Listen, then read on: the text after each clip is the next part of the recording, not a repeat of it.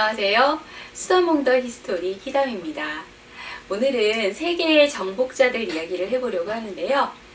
알렉산더, 칭기즈칸, 나폴레옹 등 이름만 들어도 알 수 있는 분들이지만 그분들이 세계 정복을 하기까지 수많은 이야기들이 있을 거예요. 그 이야기를 더 자세히 해보려고 합니다. 오늘은 그 첫 번째 주인공으로 우리가 알렉산더 대왕이라고 많이 부르는 그분에 대한 이야기를 해보려고 하는데요. 워낙 많은 전쟁을 하신지라 이야기가 좀 길어질 것 같아요. 그래서 1, 2부로 나누어서 이야기를 진행하려고 합니다. 그럼 시작해 볼까요? 알렉산더는 원래 알렉산드로스라고 불러야지 맞지요. 그런데 조금 익숙한 이름으로 영국식 발음으로 알렉산더라고 이름하도록 하겠습니다. 알렉산더가 태어난 마케도니아는 그리스에 속하지만 굉장히 척박한 산악지대여서 그리스에서도 야만 국가 취급을 받았다고 합니다. 그리스인들이 발바로스라고 부르는데요. 바로 오랑캐라는 뜻이었다고 해요. 당시 그리스 도시국가들은 강대국인 페르시아의 침공을 받았는데요.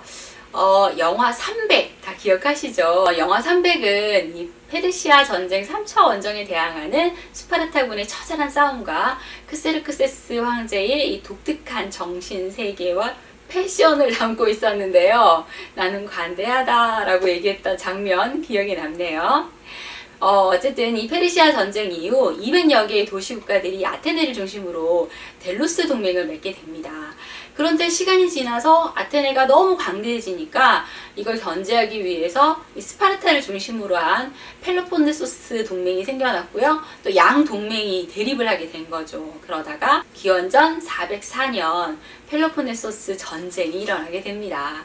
이 힘없는 이 변방국 마케도니아 역시 전쟁에 휘말리게 되는 거죠.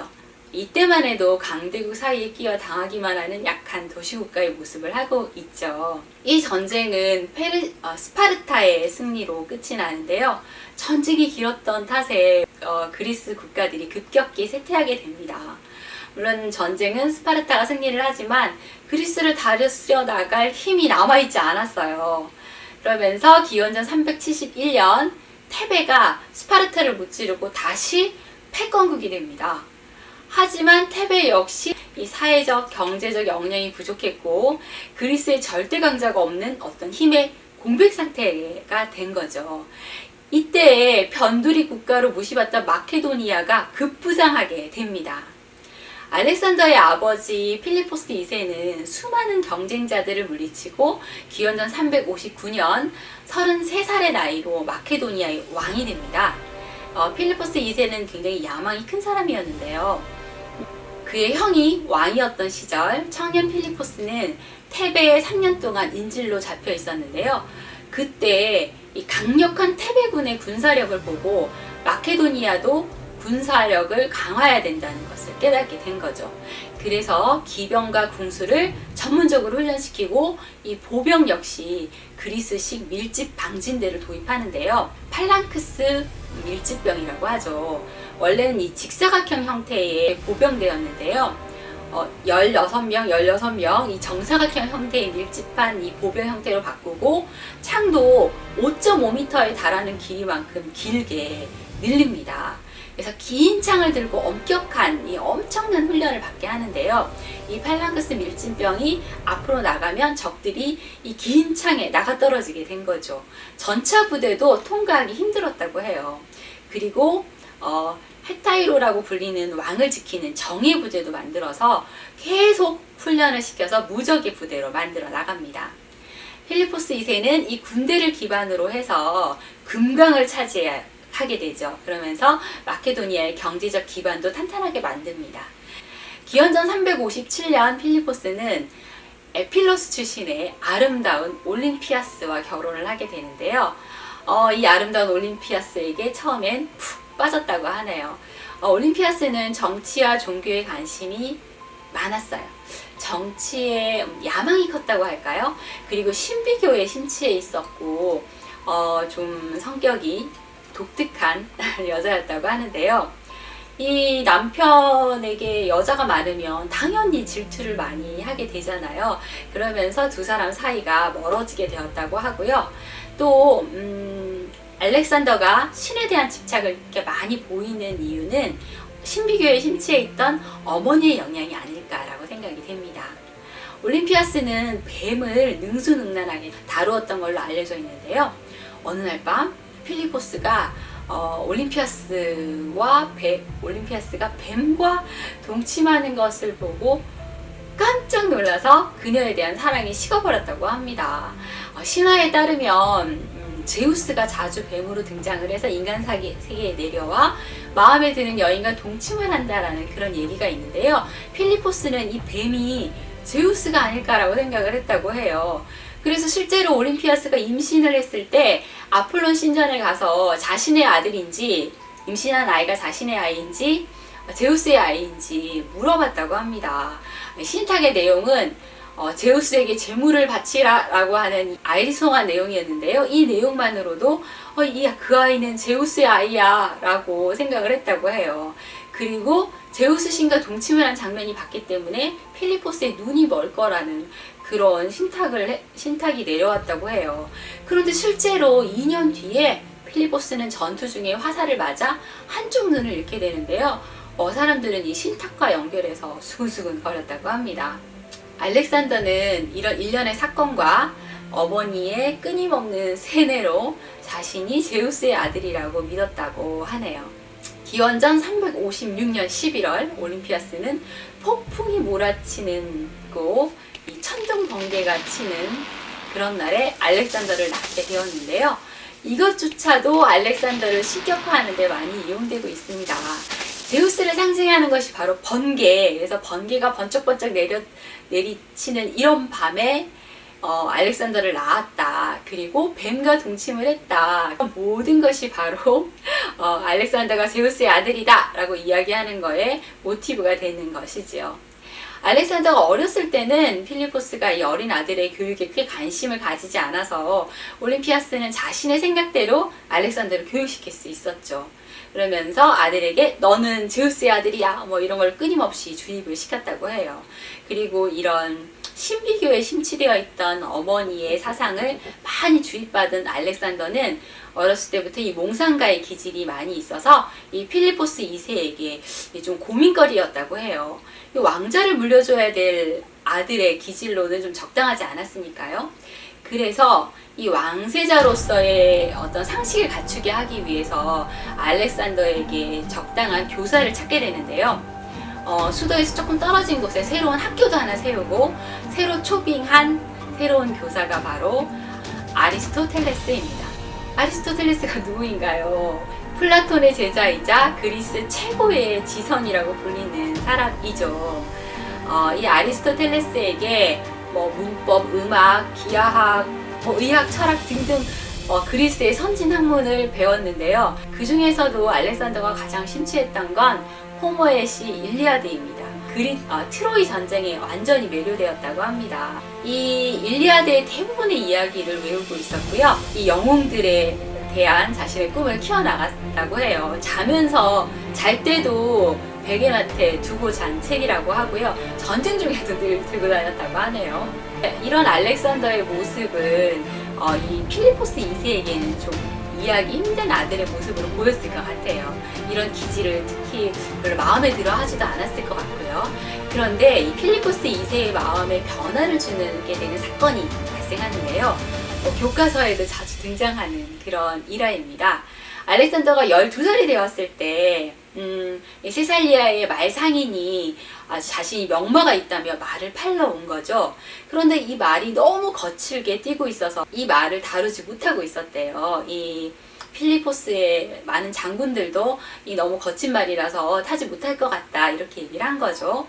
그런데 알렉산더가 자신이 이 말을 다뤄보겠다고 얘기를 해요. 다치기 전에 물러나라 이렇게 얘기를 했는데 알렉산더가 말고삐를 탁 잡고 그림자를 보지 못하게 말머리를 태양 쪽으로 돌렸던 거죠. 사실 이 말은 자신의 그림자와 이 낯선 환경에 겁을 먹어서 이렇게 날뛰고 있었던 거라고 하는데요. 알렉산더는 가볍게 말등에 올라타고 달렸다가 다시 일행이 있는 곳으로 돌아왔는데 이걸 보고 필리포스는 굉장히 자랑스러워하며 장군들에게 당신들이 타지 못했던 말을 내 아들이 탔다라면서 자랑을 했고요. 아들아, 너는 너에게 맞는 왕국은 다른 땅에서 찾아라. 마케도니아는 너에게 너무 좁구나. 뭐 이렇게 얘기를 했다고 합니다. 이후 이 말 이름은 부케팔로스라고 지어졌고요. 알렉산더의 에마가 되었습니다. 이후 부케팔로스는 알렉산더와 함께 이 광활한 세계를 내달렸는데요. 이후 인도 정복을 할 때 죽게 되죠. 이후 알렉산더는 열심히 운동도 하고 군사교육도 하면서 이 육체 단련을 해가며 신체와 지혜를 함께 키워나갑니다. 이후 16살이 된 알렉산더는 정복 사업을 하러 나간 필리포스를 대신해 섭정을 할 수 있을 만큼 굉장히 총명하게 자랐다고 합니다. 이때 필리포스는 전쟁에서 승승장구를 하며 대부분의 그리스를 차지하고 있었는데요. 알렉산더는 아버지의 승리를 기뻐하지만은 않았다고 해요. 아버지가 내 앞길을 막고 있다.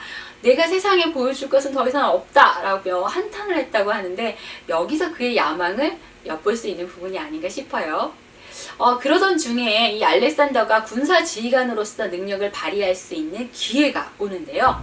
필리포스는 멀리 다뉴브 강 하구에 원정을 떠나고 없었어요. 그런데 그때 이 불가리아 지역에 살고 있던 마이도이족이 반란을 일으켰던 거죠. 16살이던 알렉산더는 직접 지휘관을 맡아서 그 도시를 반란을 잠재웁니다. 그리고 그곳의 이름을 알렉산드리아라고 이름했다고 하네요. 이후 정복한 도시마다 알렉산더는 알렉산드리아라는 도시를 많이 세웠다고 합니다. 이렇게 군사 지휘관으로서의 능력도 인정을 받게 된 거죠. 16살이면 사춘기가 되었다고 할 수 있겠는데요. 사춘기에는 사실 성적인 호기심이 굉장히 많아지기 마련이죠. 그런데 알렉산더는 여자에 대한 관심이 많지 않았대요. 그래서 걱정이 많았던 어머니 올림피아스가 이렇게 고급 매춘부를 알렉산더에게 데려와서 성을 가르치게 했는데 알렉산더는 크게 관심을 가지지 않았대요. 대신 알렉산더에게는 일생을 분신처럼 사랑했던 친구가 있는데 그가 바로 헤파이스티온입니다. 기나긴 이 원정을 함께한 친구 헤파이스톤이 나중에 병으로 죽었을 때 알렉산더가 너무너무 슬퍼했다고 하죠. 정황상 알렉산더가 동성애자였을 거라고 하는데요. 물론 이후에 결혼도 하고 아이도 낳지만 그렇게 아끼는 여성이 없었던지라 더더욱 이 설이 유력하다고나 할까요? 기원전 338년 케로니아 전투에는 이 알렉산더가 아버지와 함께 참여를 하게 되는데요. 원래 사이가 좋지 않았던 이 아테네와 테베가 마케도니아 때문에 동맹을 맺게 되고 다른 도시국가까지 상당수 끌어들이면서 마케도니아 군대와 맞서게 된 겁니다. 이때 알렉산더는 이 마케도니아 기병대의 선두에서 필사적으로 싸우게 되는데요. 전투 도중에는 필리포스가 말에서 떨어져서 위험해지자 재빨리 아버지를 구출해내기도 합니다. 이전에 이 마이도이족의 반란을 진압했다고 했잖아요. 그런데 또 그 일부가 기습을 해서 필리포스 2세의 허벅지를 찔러 부상을 당한 적이 있었는데요. 이때도 알렉산더가 방패로 막아서 아버지를 구했다고 해요. 전장을 누리던 이 용맹한 왕이 이제 아들이 목숨을 구해주는 상황이 되었으니 물론 아들이 대견하기도 했겠지만 굉장히 자존심에 스크래치가 나기도 했을 것 같아요. 다시 이 케로니아 전투로 돌아와서 마케도니아 창병부대 팔랑크스가 앞으로 전진해 아테네 군과 전투를 했다가 후퇴 명령을 받으면 또 일사불란하게 후퇴했다가 또 붙었다가 후퇴했다가 하면서 점점 뒤로 나가게 돼요. 이렇게 한 이유가 아테네군과 테베군을 떨어뜨리기 위한 전략이었죠. 이렇게 연합군이 분리가 딱 되자 기병대와 알렉산더가 앞으로 달려가서 테베군과 전투를 벌여 테베군을 모두 죽이게 됩니다. 테베군은 150쌍의 동성애 군사로 이루어진 신성대인데요. 목숨을 걸고 싸우는 막강한 군대로 알려져 있었죠.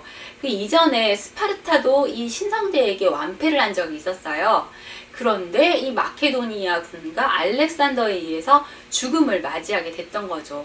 이 300명의 군인들은 자신의 연인이 죽었던 자리에서 용감하게 싸우다가 다 같이 죽게 되는데요.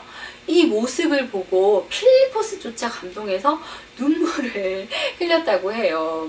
그리고 이 신성대가 죽어 묻힌 자리에 그들을 기리기 위한 사자석상을 세워줬다고 합니다. 또 아테네군도 대열이 흩어지면서 1000명이 죽고 2000명이 포로가 되고 또 나머지는 도망자 가운데는 데모스테네스가 끼어 있었어요. 데모스테네스는 달아나면서 옷자락이 가시나무에 걸리자 두 손을 하늘에 치켜 세우고 신이시여 도와주소서 이렇게 외쳤다고 해요. 데모스테네스는 사실 이 반마케도니아 운동의 선두에 섰던 정치가예요. 웅변을 그렇게 잘했다고 하는데요. 틈만 나면 아테네 시민들이여 마케도니아로부터 아테네를 구합시다 이렇게 연설을 하고, 또 케로니아 전투 이후에도 아테네의 반란을 주도해서 알렉산더를 또 화나게 한 사람이기도 하죠. 케로니아 전투 이후 데모스테네스는 그리스의 자유가 사라졌다며 또 한탄하게 됐는데요. 하지만 그리스는 역사상 처음으로 하나의 국가가 되었고요. 숙적이었던 이 페르시아 제국과도 겨루기에 이르게 된 거죠. 기원전 337년 가을 필리포스 2세는 코린트에서 대회를 열었는데 스파르타를 제외한 그리스 도시 국가들 대표들이 모두 모였어요. 사실 스파르타는 이때 굉장히 힘이 약해 있어서 오지 않아도 아무 지장이 없는 그런 도시국가였다고 합니다. 자, 이렇게 신코린트 동맹이 결성되고 필리포스 2세는 마케도니아를 중심으로 페르시아 원정을 위한 이 그리스 연합군을 결성하게 되는데요. 그리스를 통일했으니 더 넓은 세계로 나아가야 된다라는 의미였겠죠. 이렇게 필리포스 2세는 소아시아의 진군 계획을 알린 뒤 만장일치로 그리스군의 총사령관으로 임명됩니다. 마케도니아는 그리스의 중심이 되었지만 19살이 된 알렉산더와 필리포스 2세의 관계는 왕실 내부의 갈등으로 긴장관계에 돌입되고 있었는데요. 필리포스는 마케도니아 귀족 지방과 동맹을 맺기 위해 또 다른 신부를 맞이하게 됩니다. 이름하여 클레오파트라. 이집트의 여왕 이름 아닙니다. 올림피아스와 알렉산더에게는 엄청난 위기가 온 건데요. 올림피아스는 마케도니아 출신이 아니잖아요. 그런데 이 마케도니아 출신 귀족인 클레오파트라가 아들을 낳게 된다면 후계 구도가 달라질 수 있습니다.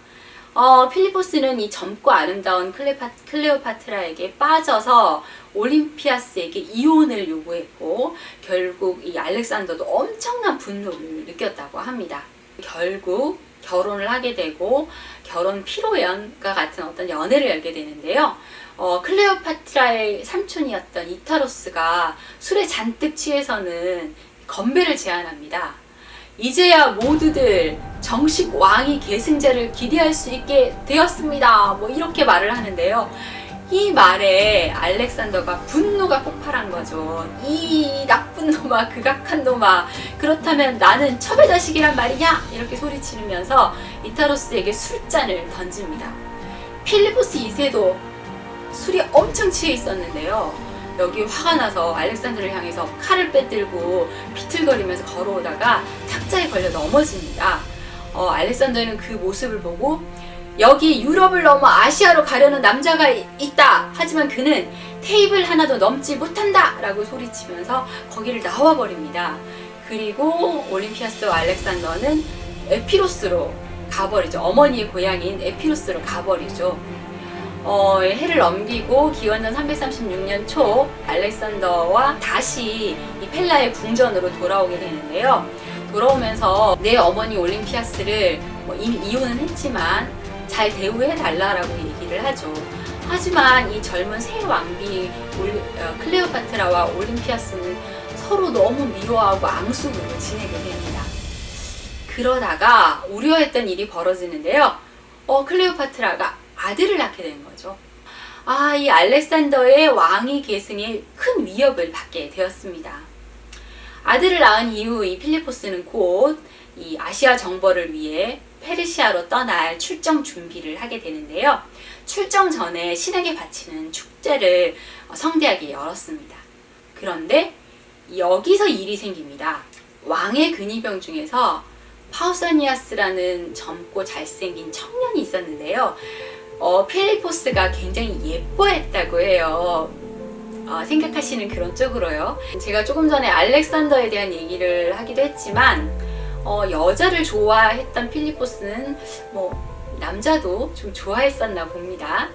그런데 이 필리포스가 또 다른 청년에게 반한 거죠. 그러면서 이 버려진 파우사니우스가 아무래도 질투의 눈이 멀었던 것 같아요.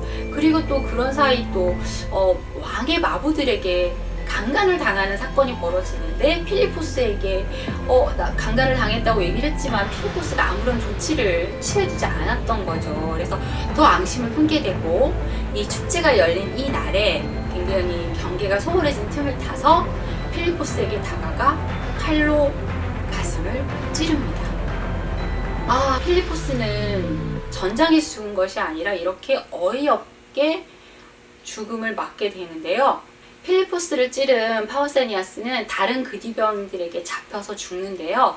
이때 이 그를 쫓아간 이들이 알렉산더와 가까운 친구들이었어요. 그래서 이게 음모론의 시작이 되는데요. 필리포스 2세의 죽음에 올림피아스가 연루되었을 것이라는 얘기입니다. 왕을 죽인 이 젊은 청년 파우사니아스를 죽여서 입을 막은 것이 아니냐 이런 거죠. 원래는 잡아서 신문을 해야 되는데요. 그렇지만 왕은 죽었고 진실은 알 수 없는 이런 상황이 되었는데요. 알렉산더조차 어머니 올림피아스가 아버지의 죽음에 연루되었을 것이라고 생각하고 굉장히 많이 괴로워했다고 합니다. 필리포스가 암살된 것은 기원전 336년 늦은 여름으로 알렉산더는 막 20살에 접어들었을 때인데요. 알렉산더가 아버지의 암살에 관련된 뒷수습을 하고 또 왕위 계승권 확립을 위해서 정신없는 동안에 올림피아스는 클레오파트라에게 자살할 것을 명령해서 결국 목을 매서 자살을 하게 되고요. 클레오파트라의 아들 칼라노스는 제단의 불에 희생 제물로 던져버리고 맙니다. 알렉산더는 어머니의 이런 잔인한 행동에 너무 화를 냈어요. 그런데 자신도 또 다른 자를 왕으로 삼으려고 한 이타로스, 죽은 클레오파트라의 삼촌이죠. 네, 이타로스를 반역자로 처형을 할 수밖에 없었죠. 네, 이렇게 알렉산더는 막강 마케도니아의 젊은 왕이 됩니다. 하지만 왕이 되었다고 해서 그리스의 제왕이 되는 것은 아니죠. 아직 경험이 없는 젊은 이 알렉산더가 왕이 됐을 때 그리스의 각 도시국가들은 지금이야말로 이 마케도니아의 지배에서 벗어날 적기라고 생각을 했다고 합니다. 그래서 많은 도시국가들이 연맹에서 탈퇴하고 반란을 일으켰는데요. 알렉산더는 자신을 증명했어야만 했죠. 그래서 3만의 군대를 이끌고 반항하는 그리스 국가들에 대한 응징에 나서는데요. 아테네 역시 반란을 주도했다가 알렉산더가 테베에 진격했다는 소식을 듣자 납작 엎드리게 됩니다. 알렉산더는 코린트에서 전 그리스 대표자 회의를 다시 열어서 아버지를 이어서 자신이 그리스군의 총사령관임을 공식적으로 선언합니다. 이때 코린트에서 철학자 디오게네스를 만난 일화가 굉장히 유명하죠. 당시 80세에 가까웠던 디오게네스가 세속적인 가치를 모두 경멸하며 거지의 모습으로 통 속에 살고 있었는데요. 알렉산더가 이 유명한 철학자를 만나러 갔어요. 나는 알렉산더 왕이다. 당신의 소원을 말하라. 내가 무엇이든지 당신의 소원을 들어주겠다 라고 얘기를 했는데 디오게네스가 그렇다면 내가 햇볕을 쐴 수 있게 비켜주시오 라고 대답을 했대요. 알렉산더가 누구인지 뻔히 알면서 아부하지 않고 자유롭게 살아가는 이 철학자의 모습에 알렉산더가 굉장히 부러워했고요. 내가 알렉산더가 아니었다면 디오게네스 같은 사람이 되고 싶구나 라고 말을 했다는 그런 일화가 있지요. 이후 알렉산더는 다시 북방 에시아족 원정에 나서는데요. 또다시 테베가 마케도니아를 배신합니다. 알렉산더가 전쟁 중에 부상을 입고 죽었다는 소문이 난 거예요. 그리고 또 아테네에서는 데모스테네스가 또다시 마케도니아의 지배에서 벗어나야 된다라며 주장하기 시작했습니다. 그 일전에 케로니아 전투에서 도망간 정치가인데 말이죠. 페르시아로부터 비밀리에 공작 자금까지 지원받고 있었다고 하네요. 아테네 사람들은 이 테베인들이 반역을 일으키자 원조할 결심을 하는데요. 반마케도니아 동맹을 만들기 위해 전 그리스에 경문을 띄우고 페르시아와 직접 교섭까지 했다고 합니다. 그런데 이 소식을 들은 알렉산더는 또 너무 격분해서 곧바로 테베로 진격을 하게 되는데요. 너무 화가 난 나머지 이 테베인들을 잔인하게 살육하고 테베의 신전을 빼고 모든 도시를 파괴해버립니다. 그리고 테베의 포로들을 모두 노예로 팔아버리기까지 하죠. 마케도니아를 배신하면 어떻게 되는지 똑똑히 보여줌으로써 이 그리스인들을 다시는 반란을 일으키지 못하게 만들겠다라는 그런 의도도 숨어 있지 않았을까 싶어요. 그러면서 다른 도시 국가들은 변명과 사과를 위한 사절을 보내기에 바빴고요. 아테네도 역시 마찬가지였습니다. 이렇게 알렉산더는 다른 도시 국가들을 용서하기로 하는데요. 기원전 335년 가을 알렉산더의 나이 21세, 그리스의 총사령관으로 완전한 권위를 되찾게 됩니다. 또 여기까지 오는데도 기나긴 여정이었는데요. 이렇게 그리스를 평정한 알렉산더, 세계 정복의 꿈을 안고 페르시아 원정을 떠나게 됩니다. 페르시아 원정 이야기는 2부에서 진행하도록 하겠습니다. 정복자 알렉산더의 행보 기대해주세요. 지금까지 수다몽더 히스토리 키담이었습니다. 감사합니다.